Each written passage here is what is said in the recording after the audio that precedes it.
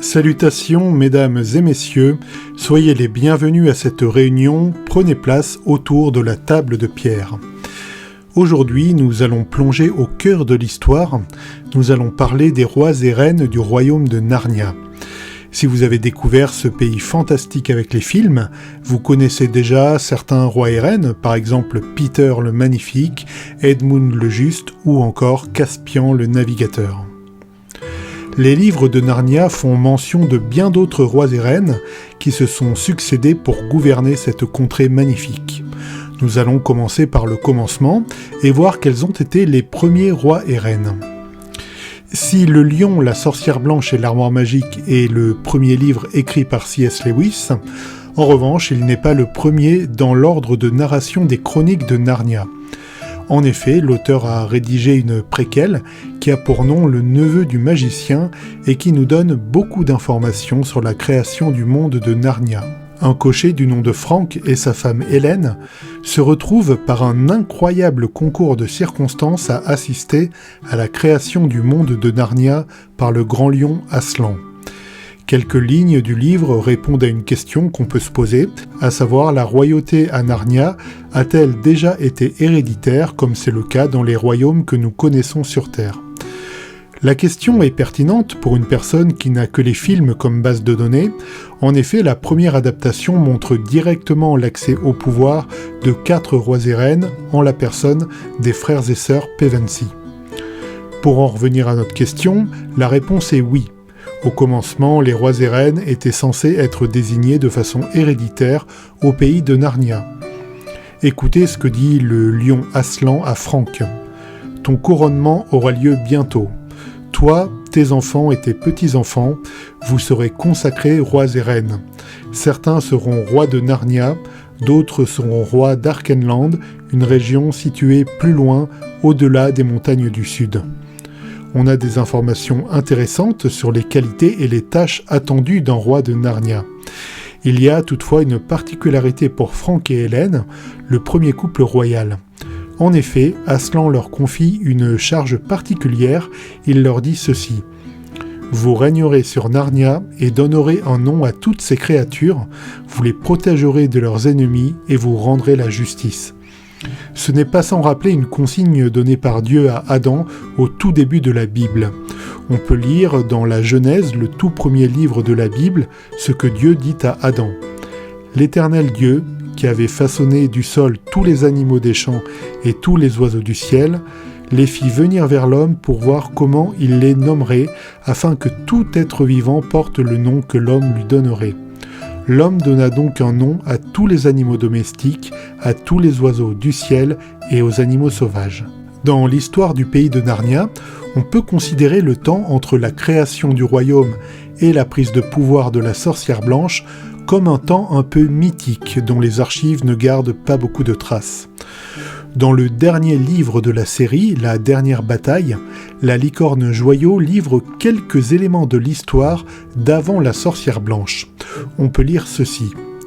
Joyau parla de Blancheur de Cygne, la reine qui avait vécu avant l'époque de la sorcière blanche, et des 100 ans d'hiver, si belle cette reine que, quand elle plongeait son regard dans n'importe quel lac de forêt, le reflet de son visage brillait dans l'eau comme une étoile la nuit pendant 1 an et 1 jour après son passage.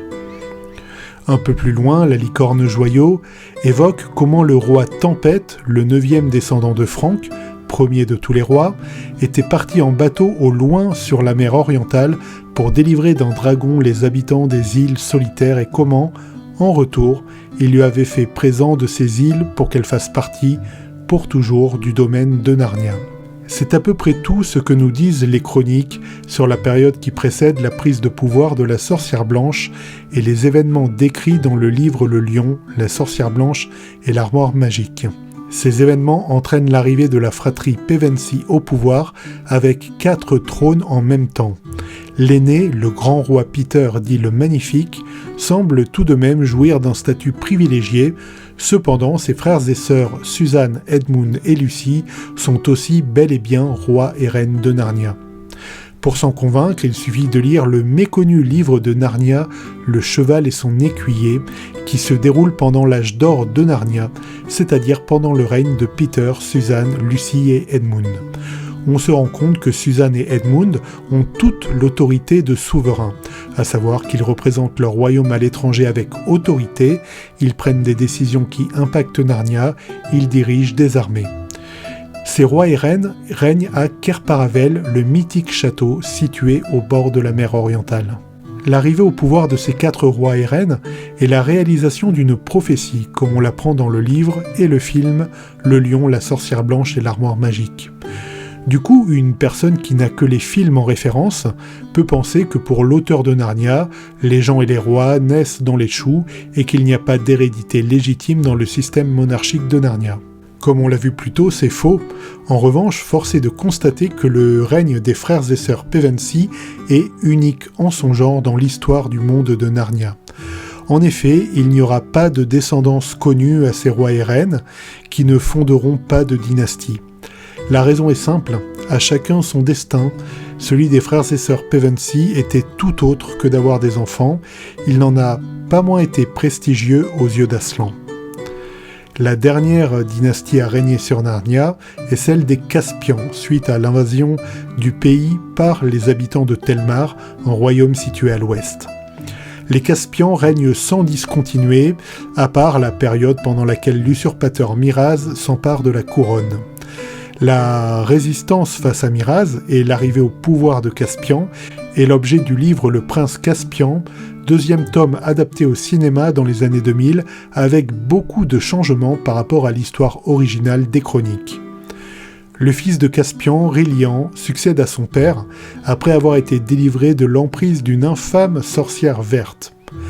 Enfin, 200 ans plus tard, la dernière chronique de Narnia raconte le règne de Tirian, le dernier roi de Narnia.